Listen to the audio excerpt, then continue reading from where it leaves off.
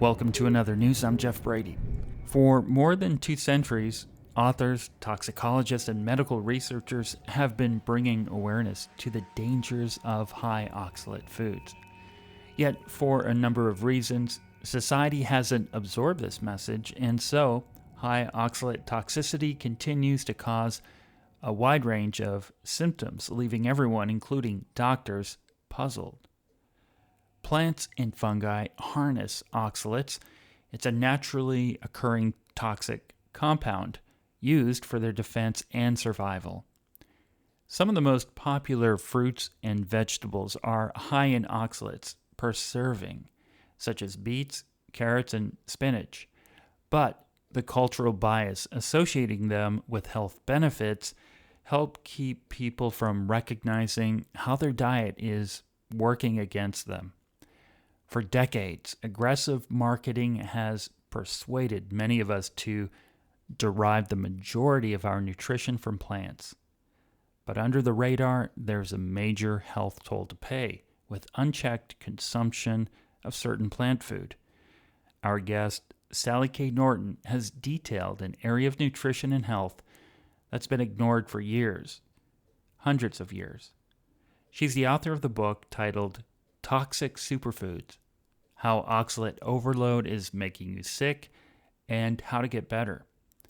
Sally's an Ivy League nutritionist with a master's in public health. Sally, welcome to Another News. Thank you so much. It's lovely to be with you. Thanks for that lovely overview of the situation. It's well done. Thank you.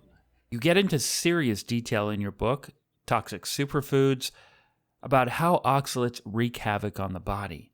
It's amazing how long this has been going without a lasting check and balance. I suspect we're looking at some type of industry obscuration ranging across several sectors. But, Sally, the chronology of your research into oxalate toxicity traces back to your own health. Please tell listeners about your personal journey into this subject. Well, I've been a nutrition-oriented person since I was a little tiny girl and decided in 7th grade that I would get a degree in nutrition when my science teacher showed this film strip that said, hey, if you eat a certain way, vegetables, you won't get cancer.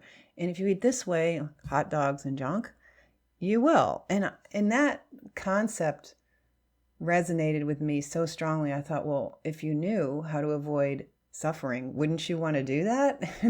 I would both want to know how to do that for myself and help others. And so I've been on this nutrition journey actually since I was probably before I entered school.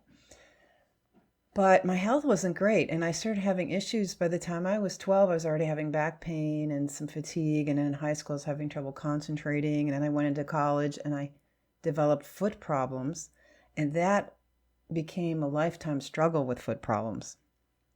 I had to leave Cornell for a 4-year leave of absence for surgery that I didn't recover well from, and I had tremendous arthritis, and by then I was a vegetarian. And I did that for 8 years, and then I was vegan for 8 years. And during that time, my health just continued to degenerate, and I continued to have really severe problems with fatigue and so on. And I had no idea that my healthy vegetarian diet could do this. I also developed, IBS and intestinal problems. It just went on, and it was mysterious because I was living the most perfect, nutritionally perfect life. So fast forward another few decades of things falling apart, I add in sweet potatoes to get off the vegan diet because I now can no longer tolerate wheat and beans and running out of foods to eat. And I did not notice that adding sweet potatoes caused me to have wrinkles develop all over around my eyes and age spots show up. Muscle knots at night. I would get this knife-like pain near my shoulder blades in the rhomboid muscle area in my back that would make it hard to fall asleep. And, I went to the doctor with this growth on my head and had them cut it off at the dermatology office and asked about these little brown spots, and they laughed at me saying, that's age spots. I'm thinking, hey, I'm like 34 years old. Why am I showing up with age spots? Like, this is not funny. And so nobody knew. And I'm in integrative medicine, and worked at UNC Medical School after I got my master's degree in the program in integrative medicine. I was surrounded by all kinds of healers, all the alternative folks that we were interested in highlighting in the medical education for the medical students as well as the nursing students and other allied health professions such as dentistry and pharmacy. And I was well connected with medical people of all stripes, and none of us knew what was wrong with me. It took a lot longer when I could no longer work at another university job writing research grants for public health, where I needed a hysterectomy and didn't recover well, was feeling terrible, could no longer work, and now had a diagnosed sleep disorder where my brain was not able to sleep at all and was waking up 29 times every hour. And that launched this quest of like, what's poisoning my brain? And I thought it was IBS and, like digestive problems, because they say that it's the overgrowth of the wrong bacteria in your gut that causes the brain toxicity that ruins your sleep. So I accidentally find the oxalate topic, even though I have a degree in it. In school, we're just taught it's for kidney stone patients, that paying attention to oxalates in our diet is for kidney stone patients. So this is ridiculous. I wasted my life being the perfect healthy nutritionist in holistic healthcare and public health and didn't have a clue about this. That's how ignorant we are about it. And when I finally connected the food to the arthritis and got on this diet, the surprising thing was that my sleep disorder got better, my feet got better, my arthritis went away, my energy came back, my ability to think and function came back. I was just flabbergasted, and that kept me going in the research, which ended up being a book. And thank you for continuing, because this book is really amazing. You mention in your book how professional nutritionists, dietitians, and other experts will recommend high oxalate food to their patients or client without being informed on the nuances of oxalate intake. What are your thoughts on how human injury and even death from oxalate intake has remained invisible to the medical and health sector for so long? Well, it's a very complicated subject for lots of reasons. This interplay of science and culture is colluding to make this thing invisible. From a scientific standpoint, this is a very sneaky problem and hard to understand. It's hard to test for it. It shows up differently in everyone that's affected by it. So there's not a pat, single, simple way to even describe what's going on from a symptom side. There's a sort of not my job attitude with the medical profession really is not interested in diet anymore. That was something they did, 50, 100 years ago. That was the centerpiece of medicine, was your lifestyle and your diet. But medicine moved into a high-tech direction, and they're expecting the nutrition and public health field will deal with it. And I think they're expecting the medical people to tell them that it's a big problem, and they're not. So there's this dismissive attitudes and kind of batting this topic away, and a lot of other priorities for areas in medicine where you can develop an actual pharmaceutical product or procedure that keeps a sort of profit situation working in their behalf. This is not the kind of thing where you're going to make any money educating people about prevention of oxalate poisoning. And once you're toxic with oxalate, there's not going to be a drug remedy that's going to fix that. Some might argue that there might be a profit motive to not tell people about oxalate increase and the disease that it can cause.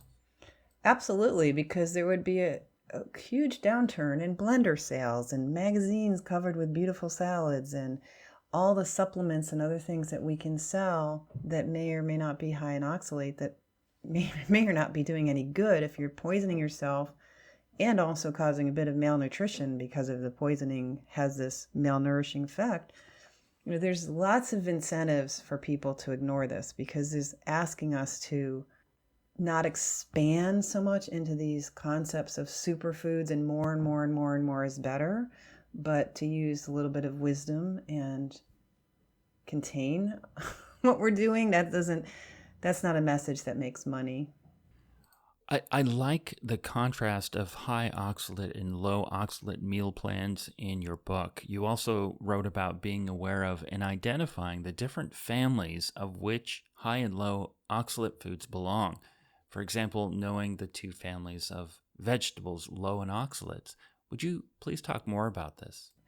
Yeah, so plants have similar characteristics and they're evolutionary related and they're grouped in these families. And in categories of plants where we've selected plants to develop them as foods, there's probably 20 plant families.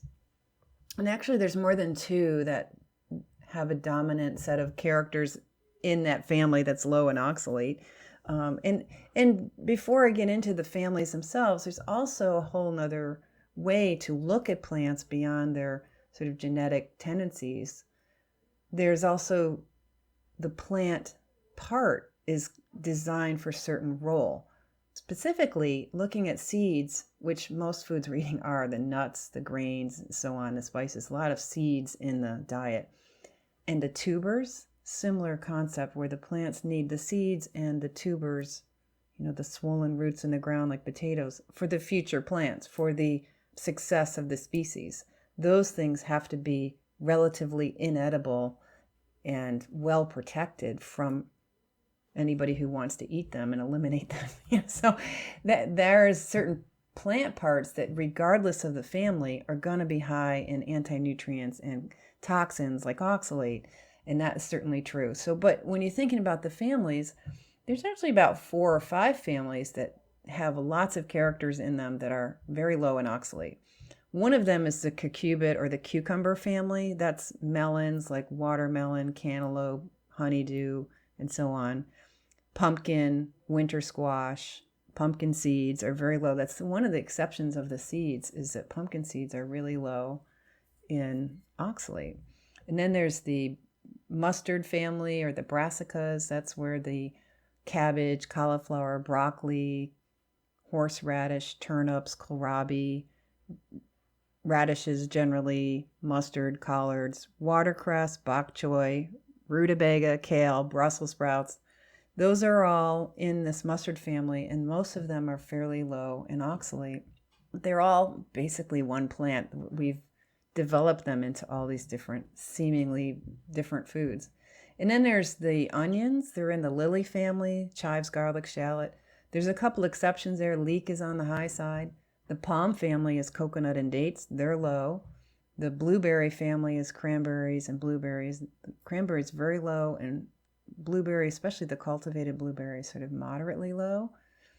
And then there's the mint family, which is basil, rosemary, oregano, thyme, mint, so on. Those are things you use in small amounts anyway. So yeah, you can quickly say, well, these are foods, plenty of foods here that are quite low in oxalate. And there's other families that have mixed tendencies to concentrate oxalate, and then families that are really high in oxalate. Low oxalates are not exclusive to a specific family, which I find that's interesting, and there are exceptions along the way. So there is some complexity here. And again, this is in Sally K. Norton's book, wonderful tables explaining the amount of oxalate per serving or cup listed, and so you can use the book also as a reference. Sally, as you've mentioned, there's a known working level of how much oxalate intake the body can process each day. When the body gets more than 200 milligrams a day and moves into the high oxalate diet, a range of health issues and body processes begin. One is mineral deficiency. Would you please talk more about how dietary oxalates in the body contribute to mineral deficiency? Right. So the main action of oxalate, oxalic acid is the parent compound.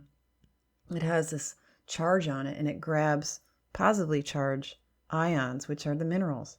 It takes up calcium, magnesium, iron, and so on.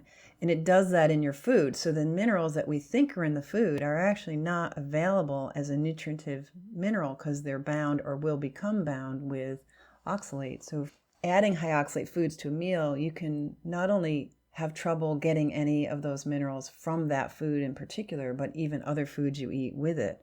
So you can reduce the calcium availability in milk by adding spinach to your milk, for example.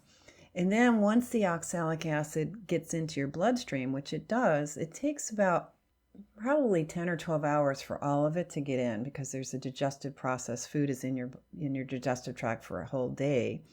But it's like 4 hours after you eat, you're at a peak here of oxalate in your blood, and it starts affecting the mineral levels in your blood and in your tissues where the oxalate enters.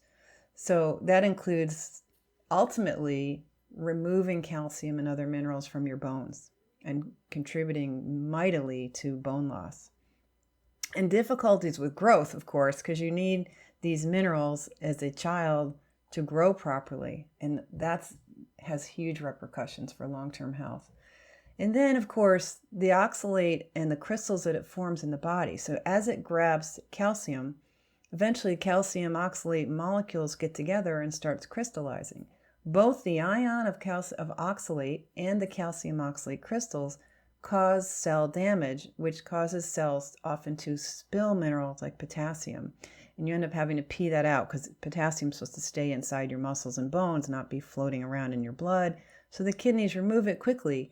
And when there's high oxalate coming out of the body, which it does primarily through the kidneys and the urine, you're peeing out oxalate, that causes the kidneys to waste salt. So you can even become salt depleted from too much oxalate, which was what happened to me as a low salt, perfect vegetarian, low fat, low salt, high oxalate vegetarian. I was so depleted in sodium. That was really contributing to my fatigue mightily. That's dangerous too. If you start drinking pure water when you're depleted in salt, you literally can die. It's also so if you cause too much of a loss of calcium in the blood, the pacemaker in the heart is unable to do its job, and the heart starts sort of fluttering around in a disorganized way, and you can get a condition called heart block, which is a form of heart attack that will kill you. Sally, throughout your book, you show the critical role of calcium in cellular function and communication. Would you talk more about this mineral in terms of its interaction with oxalates, and can it help to take calcium supplements? Calcium supplements are a really great benefit because it's the main binder of oxalate. Oxalate and calcium just adore each other. And when they get together, it's sort of a marriage with no divorce possibilities in the body. They stick together really well, which makes it an effective binder. And so if you're getting calcium and have calcium in your digestive tract, that helps to hold some of the oxalate and prevent it from getting into your body, which is critical. And it also is probably a bit of a magnet in the colon to have calcium hanging around there, because the colon can help the blood empty out the oxalate when the kidneys are stressed and when acidity is high. They'll turn on these excretors, and the colon will help you discharge oxalate out of the blood. And having calcium there helps to hold it so it doesn't float back into the bloodstream, because that attempt to get rid of it can be like emptying a leaky boat. But if you have the calcium there, it helps bind it. So it's very good for reducing absorption and supporting excretion of oxalate from the tissues. But calcium has got a bad rap. People are afraid of calcium supplements. They think calcium causes hardening of the arteries and calcifications around the body, which is a complete misunderstanding of how calcium works in the body. Calcium is very critical to cell function. It's fundamentally how the body runs itself. In terms of each cell knowing what it's supposed to do and when to do it and how to do it, calcium is the messenger inside a cell that does that. Really important for nerve and muscle function especially. When oxalate gets into cells, it causes a disruption in calcium ions in the cell, which completely deranges the cell function. And it's one of the ways that why oxalate is so toxic, because it gets it right in the communication channel. It's kind of like in a war zone, you'd want to cut all the power lines and blow up the bridges, because all the communication and for what's got to get done, the work that has to be done in the cell gets cut off when you start messing up the calcium in the cells. So you will get calcium spilling into cells because of too much oxalate in the body, and the cells will start being overloaded with calcium, and tissues can start collecting calcium But it's not because the calcium's doing it. It's because something is messing up the tissue function, causing a dysregulation of calcium. So it's whatever's interrupting the calcium management in tissues and cells is the problem with calcium. It has nothing to do with calcium itself. Yeah, that's really important to understand. We didn't go too deep into the 200 milligram a day of oxalate intake in terms of what the body can handle, and you go into much depth. But before we do that, can you talk about some of the offenders, the main offenders, such as spinach, sweet potato, beets, almond flour, milk, and just so we can identify them? Right, right. So it's not a huge list. It just happens to be like all the popular ones that are on the cool side of the school, right? It's like you got your spinach, Swiss chard, and beet greens. Those are the three dark leafy greens that are a problem. But they're pushed heavily because they're dark and they're leafy. But all the other greens are okay. The nuts as a category are a big problem, particularly almonds, cashews, and peanuts.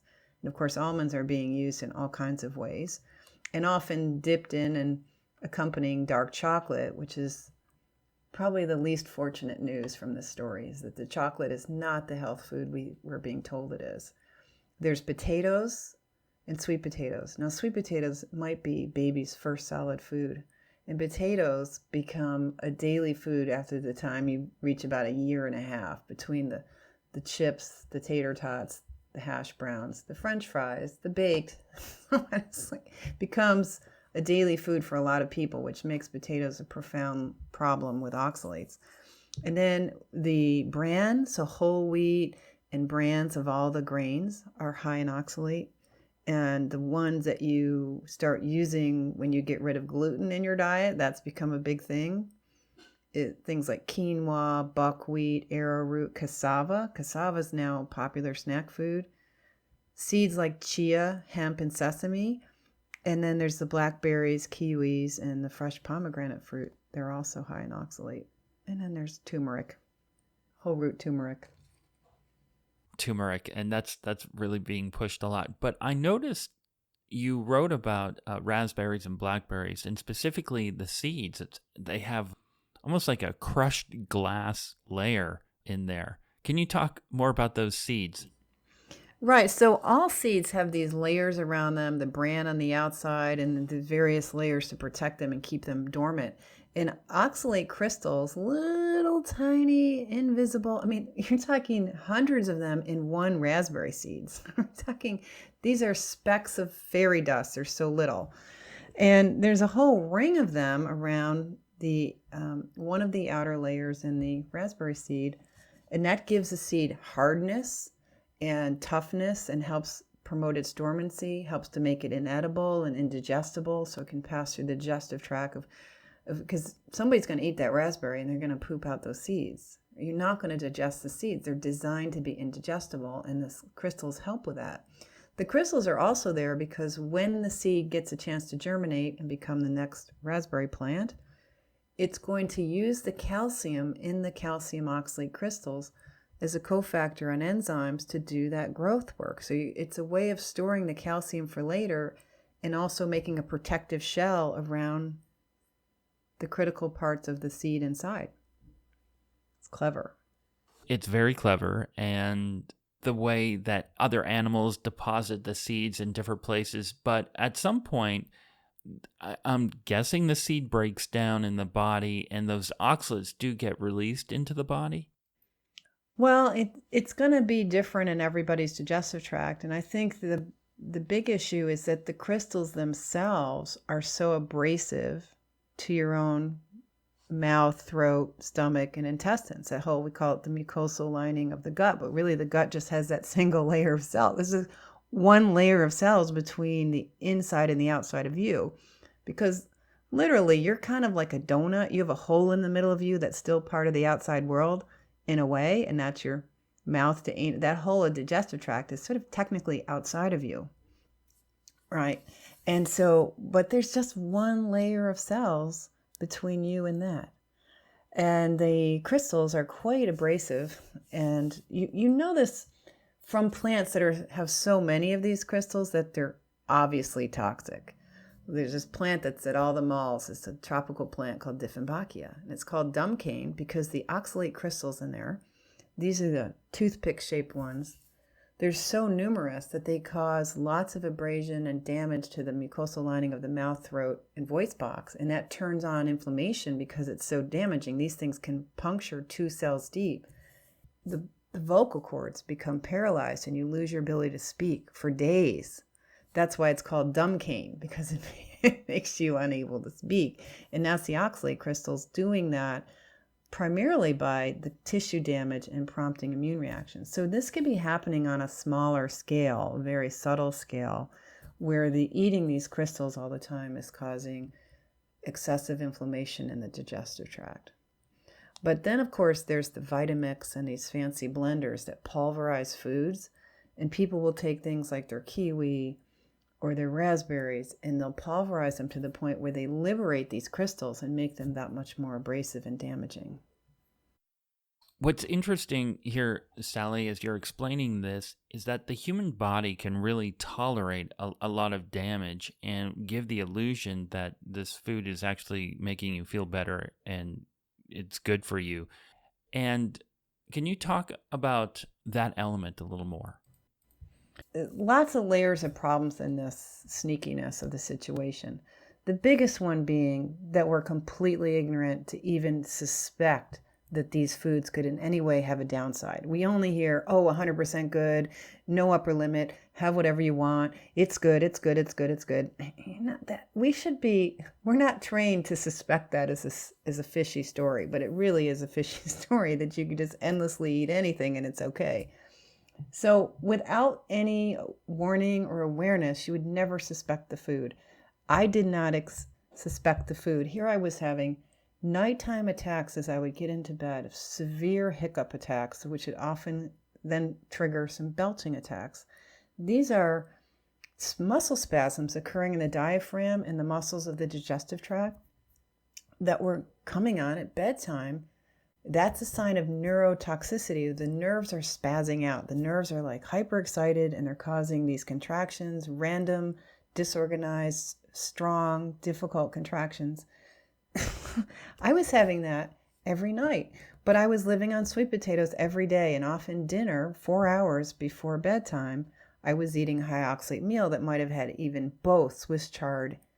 Really the highest food there is chard and sweet potatoes in one meal. And I had no idea that's why I was suffering for years every night with that neurotoxicity. I, for one, even with my education, had no idea that hiccups were a sign of neurotoxicity. That means my nerves are poisoned and now they're causing muscle spasms. I never knew that hiccups that's what they were. No, I didn't know that either. The mineral deficiency element is really interesting to me. Have you found that people eat more to compensate for mineral deficiencies and thereby increase the oxalate level? I think what's prompting people to eat more of these foods is the fact that it's not working and they're feeling terrible. And the answer now is always more spinach. If you feel terrible, you're not getting enough leafy greens. And I think it's as much the cultural story that's perpetuating you're eating too much oxalate and you're going to end up eating more to try to solve the problems that too much oxalate is causing. And when people try to get off these foods, there is a tendency to have an addictive kind of attachment where suddenly you can't leave your potatoes alone. You have to have your potatoes. There seems to be a strong correlation between the food that's damaging us and our unwillingness to let it go. And whether that's the mineral deficiencies or not, I do think there is a neuroderangement from the neurotoxicity that's coming from the mineral deficiencies that's creating this anxiety and neediness and irritability and attachment. Okay, that's a big deal. And I was wondering if you looked at a bigger picture, and it also could be boiled down to what we're putting in our bodies and the long-term effects of it. Do you look at it like that at times? I really feel that's why I got in the field, that how we eat is 80% of your performance, your function, and so on. Like your well-being in the short and especially the long run depends on what materials you supply it. And if you don't have enough of all the many, many compounds you need, or if you're way poisoning yourself with poisons, your body can't function. Fundamentally, there's a whole physical side to life that requires cells to be capable of functioning properly. And we forget that with brain health, that brain health depends on healthy cells. It's not just that your grandmother was mean. It's not all about your traumas all the time. It's the fact that you're physically traumatized and there's all this pessimism and irritability and lethargy, stress-related headaches, insomnia, mood problems, loss of motivation and indifference and apathy and depression and anxiety. These are all signs of neuroinflammation. Right. You just touched on one component of the toxicity symptoms. I was wondering, Sally, are some people more tolerant than others in how their bodies process oxalates, such as a metabolic predisposition or something?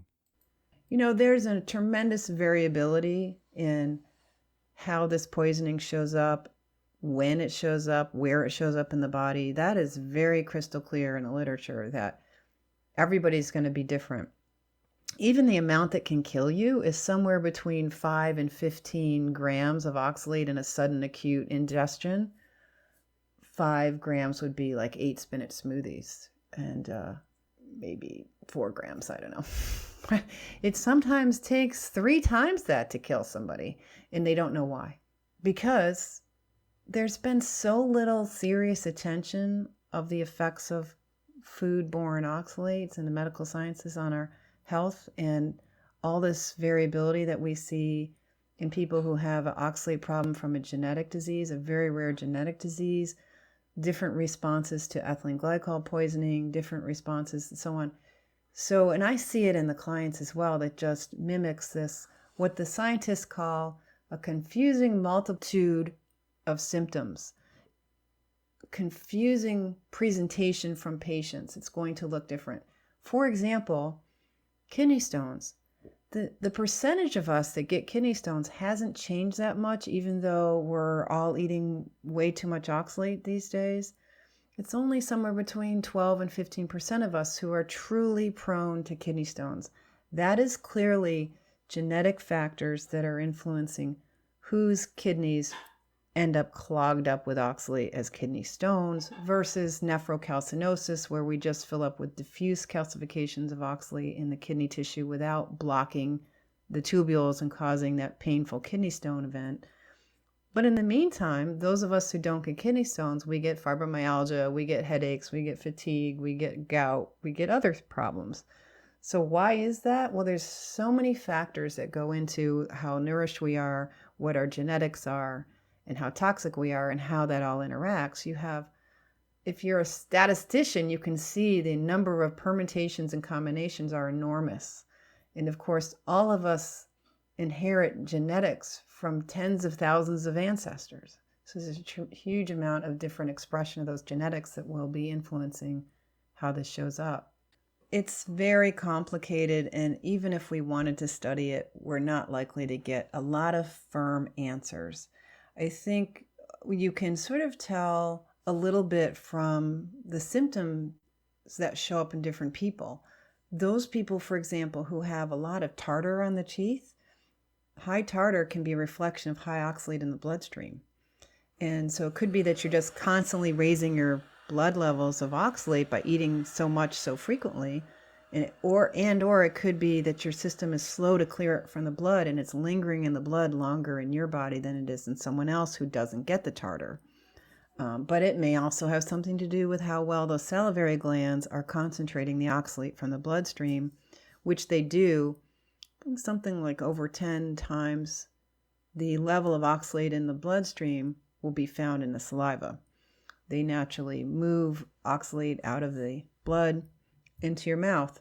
So you can see that there's various factors behind that. Some people could be eating the same level of oxalate and see less tartar on their teeth.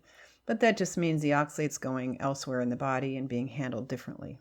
The other side to this that I failed to mention is absorption of oxalate definitely has to do with gut health and how well the gut is doing at restricting the movement of the oxalate into the bloodstream. And that's really variable. The percent that we can absorb from the food could be anywhere from 5 to 60%. And if you're on the high end and you're absorbing more than 20%, you're considered a hyper absorber of oxalate, and you're getting a lot more from the food, which means a relatively low oxalate diet can cause oxalate poisoning in that person. And of course, how much fiber and calcium and other things are in the foods will affect that as well. But most of it is about the health of the cells in the gut.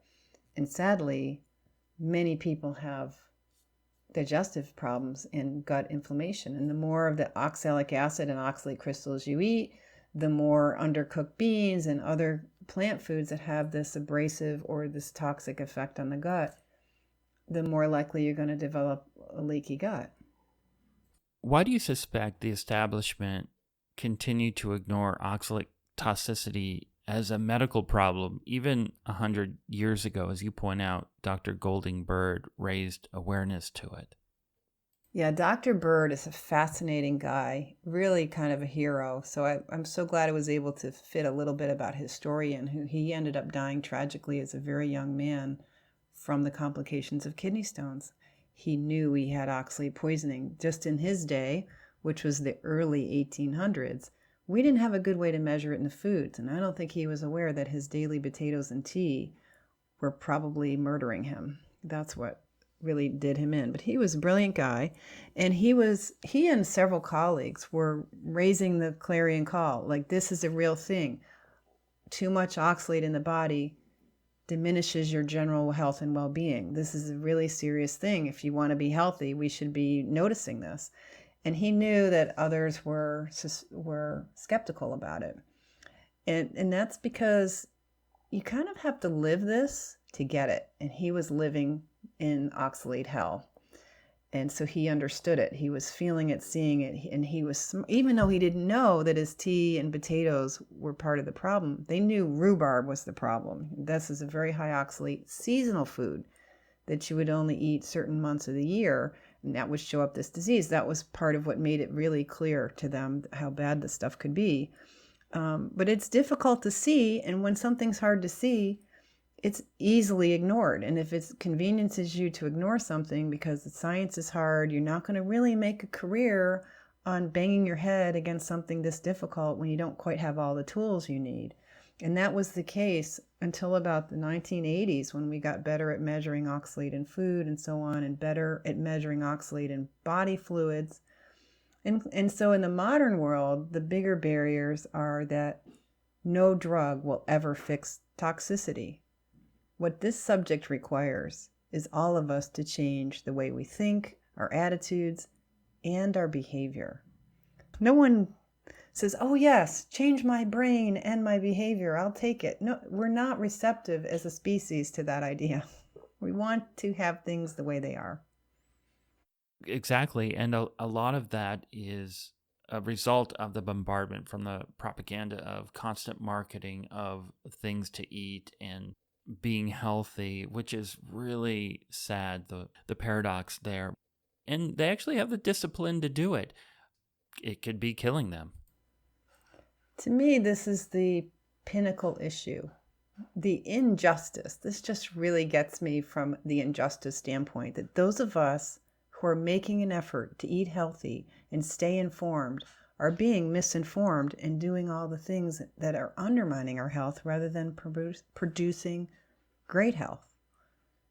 It's criminal. I would imagine that you would see that very, very clearly after doing all this research into the oxalate poisoning and then what it does to undermine health. And you mentioned ethylene glycol. And I want to just touch on that too, because why is it important to know about ethylene glycol poisoning to get an understanding of what oxalates do to the body? Yeah, we have to, in public health, we call this triangulation, or in science, where you look at least 3 points of view to get a picture of what you're trying to understand. And this is one of those points on the triangle of evidence of the toxicity of oxalate. And it's interesting because ethylene glycol is what's in antifreeze, right? And it's in many other products as well. And people will use antifreeze to commit suicide. And the way it kills you is that the ethylene glycol gets converted into oxalate in the liver and the body. So after you drink this stuff, which is sort of sweet and pleasant, you end up oxalate poisoned. That's how it kills you. So it's very interesting to see how people either survive that suicide attempt or don't.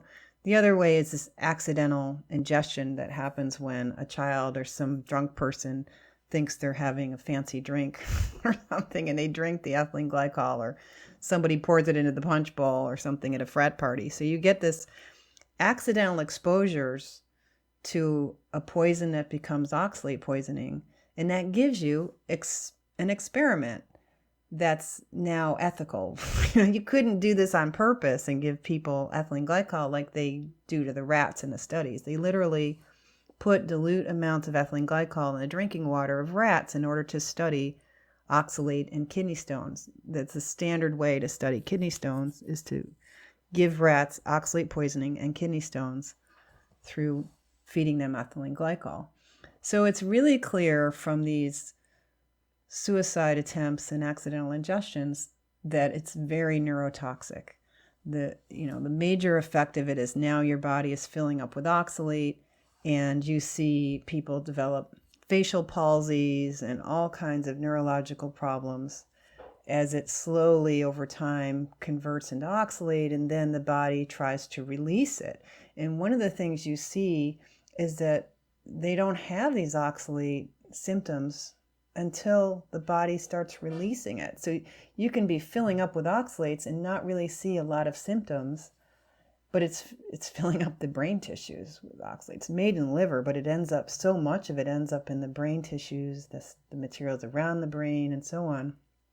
And so it takes sometimes 10 or 20 days before you get the tinnitus, the vertigo, the facial palsy, problems with swallowing, inability to hear, exhaustion, and all kinds of like psycho-neuro problems. And the blood vessels fill up with oxalate crystals, so you get circulation problems in the brain, edema, inflammation. You see all of the effects of the oxalate poisoning and the body's attempt to get rid of the oxalate causing the symptoms. A lot of these patients, the ones who don't die, they look like they've had a stroke. And I even see that in my clients when they're getting rid of oxalate from their tissues, because when you stop eating all these high oxalate nuts, seeds, and spinach and so on, the body does this post-poisoning effort to clean up the tissues. And during that time, you're at risk for some serious symptoms and increased inflammation. And then here comes the cognitive problems, the headaches, the mood shifts, the emotional fatigue, the restless legs, the being uncoordinated. All these kind of neurological symptoms come back on and off as the body tries to recover from too much sweet potatoes and spinach. It's really quite something.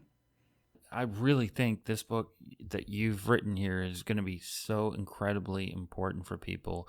You also mentioned it does accumulate in the eyes, and I thought that was interesting, right? It does cause vision issues.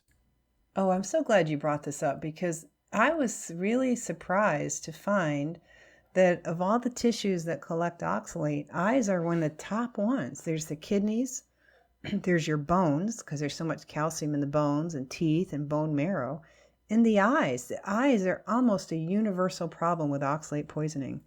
And it continues over time for the same reason we just spoke about. That as the body tries to get rid of the oxalate out of the brain and the central nervous system, and maybe even the spine bones, more of the oxalate tends to end up in the eye tissues, the glands around the eyes, and so on. So there's, the eyes are the surface of the brain.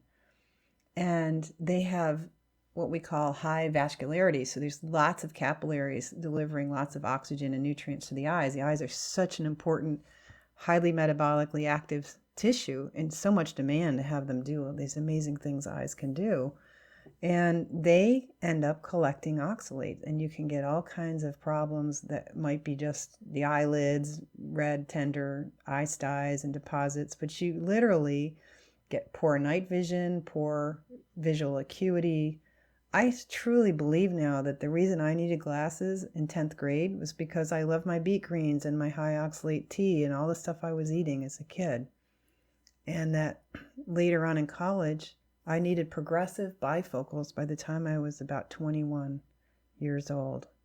And later, I developed night vision problems in my 40s, which the night vision went away, the astigmatism went away, my correction is no longer getting worse, and it's definitely improved. I had clients tell me they've recovered from their hazy corneas or their cataracts are going away. People can get floaters and things from the damage in the eye, and there's a good chance it's the high oxalate diet doing that. That's going to be a motivation, maybe moving toward a low oxalate diet for some people, if that has been a problem. And hopefully maybe there are further corrections that could be done to the lens. I don't know. But it certainly takes a long time. How long does it usually take for some of these symptoms to begin to clear up? Well, that goes back to that variability, how it looks different. The recovery process looks different in everyone. And some people start getting these sort of post-ethylene glycol symptoms where they feel worse rather than better pretty quickly. So there's this honeymoon period where you stop putting this acute day-to-day, meal-to-meal dose into your bloodstream and ruining your immune cells and your red blood cells and all that, and you lower that after meal toxicity, and you start to feel better if you know to look for it. But if you're just stirring up the old oxalate, you're just as poisoned as you were before you stopped eating it, which is not to frustrate someone and say it's not worth doing. You need to stop the constant barrage of oxalate if you really want to be well. But sometimes you're going to get these symptoms coming back, just like the recovery from ethylene glycol poisoning is going to come in the wake. Part of the recovery includes symptoms. And that can be very different for different people. Some people immediately start feeling those kind of difficult symptoms. Other people feel fine for 2 or 3 years. One person who interviewed me said he's now getting those symptoms of oxalate coming out of the body 6 years after he went on essentially a zero oxalate diet. He adopted one of these fully animal food diets where there's no plants, and so that's a zero oxalate diet. He went zero oxalate for 6 years before his body started purging out the old oxalate from his previous plant-centric diet. Yeah, so it does vary from person to person in terms of what their diet was before they started to go on a low oxalate diet, and if they have predispositions genetically, that might be another factor. But you go into detail into ways to reduce oxalate intake in your book. I think it's the second part of your book. It's not a direct process. There are many things to monitor, and it may take a while. Would you tell listeners about how you guide the reader through lowering oxalates in the body? Yes. Well, you need to sort of step back and take stock about whether you've got the risk factors where you may have oxalate poisoning even if your diet wasn't high in oxalate, but the diet itself is your major risk factor. Do you have a history of eating these foods like the tea, the spinach, the sweet potatoes, the buckwheat, and so on? That's your major concern. Okay, I've had too many oxalates, which most of us have. But if you've also had gut problems, or if you've also had renal issues where your kidneys are stressed, or you have cloudy urine, you have irritable bladder, you wake up at night to pee, that's a sign that your urinary tract is stressed. And so you have a tendency to eat too much, absorb too much, and have a hard time excreting it.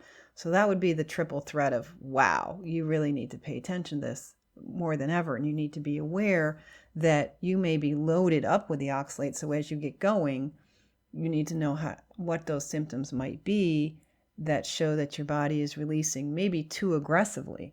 So you want to just kind of take it easy and say, well, what are my favorite 5 top high oxalate foods? Can I just take one at a time out of my diet and start cutting back from eating maybe even thousands of milligrams of oxalate and slowly work your way down over a few months to something what we call the normal oxalate diet, which is around 200, between 100 and 200 milligrams a day of oxalate. Now, the numbers are just there to give you a sense of scale, not because you have to meet a number target necessarily, because there's no way to really do that because foods are naturally vary. One food is going to be different from the next, and it might be called broccoli, but it's a different broccoli on a different day. So there's a certain amount of variability. We don't get that kind of decimal point precision on how much you're eating. So it's really about the food. So the portion, the amount of spinach you're eating has to come down, hopefully down to incredibly low amounts. The amount of almonds you're eating needs to come way, way down. The amount of peanuts and cashews and sweet potatoes. Get rid of the chia seeds. There's no point in eating stuff like that. That's not even human food. Like, there's some basic things you can do, but you don't have to be too perfect at it in terms of worrying about all the foods in the beginning. If you take out these heavy hitters, these worst offenders, that is enough to start giving your body a break and giving you a sense of how vulnerable you might be to a bit of sort of what you might think of as sort of a detox reaction. Do you suggest for some of your clients to use the herb Phyllanthus neruri or the Chancropiedra as their clearing oxalates? Generally not, because it doesn't have any additional benefits past just citric acid. Citric acid is a major way to soften crystals in the body and help the body release these crystals, especially kidney stones. And citric acid can be found in lemon juice and a little bit in orange juice and in citric acid supplements. Also, the body makes citric acid, and what you need is sort of alkaline metabolism to release more citric acid in the urine in particular. So keeping your pH low, you can do that by using vinegar, lemon juice, minerals, bicarb. There's ways to help address the acidity that tends to go with this toxicity. And you don't necessarily need herbs to do it for you, because the body will do it for itself if it's got some basic things. You mentioned calcium binding the oxalates in the digestive tract. Does that also help reduce kidney stones?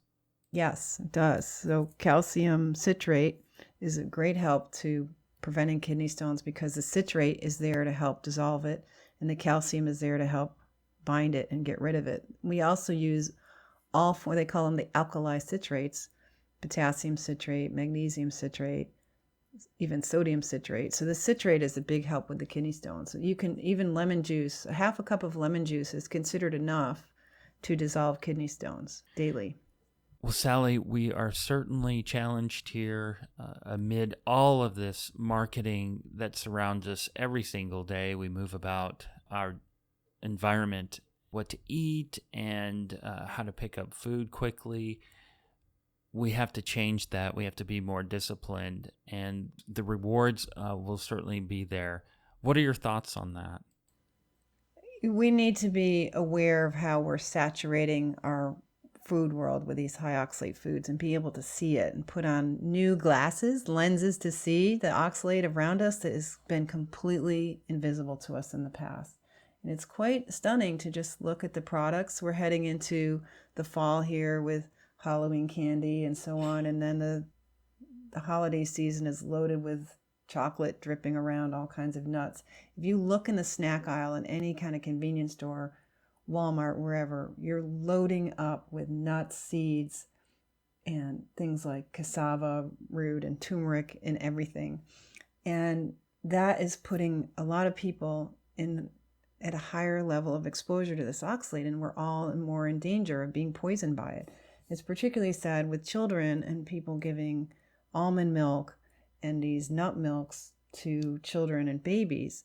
And the marketing that's going on there is fairly manipulative, because it's being marketed as if it's an equivalent to real cow's milk, which is a nutritive food. These other things are just highly processed by a series of chemical things in a septic pack to be stable and shelf stable for a long time. And yet they put it in the refrigerator case at eye level. There's a whole wall of various almond milks and that sort of thing in the refrigerator case to make you feel like it's an important perishable food, like milk. That almond milk industry annually takes in about $1 billion. It's very profitable. hence all that shelf space in a now refrigerator space is limited in stores like Walmart. They only have so much to go around. It's expensive space, but they're willing to spend the expense on these beautiful glass doors, lighted cabinets, huge wall of almond milk choices because the profit level is so intensely high.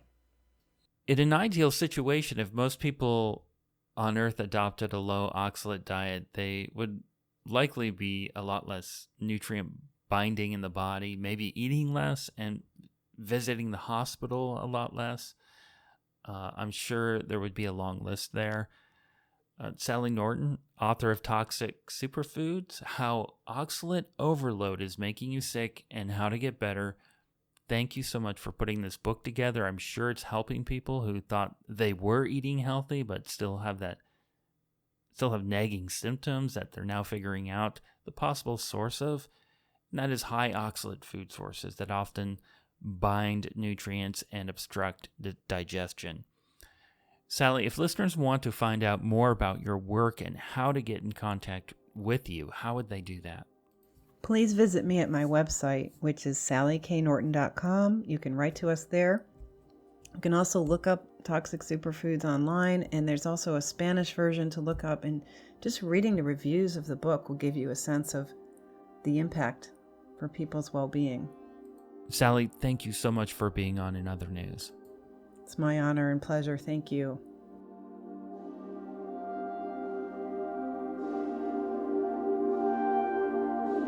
That's going to do it for In Other News. I'm Jeff Brady. Visit inothernewsradio.com for archives and more information about the guests.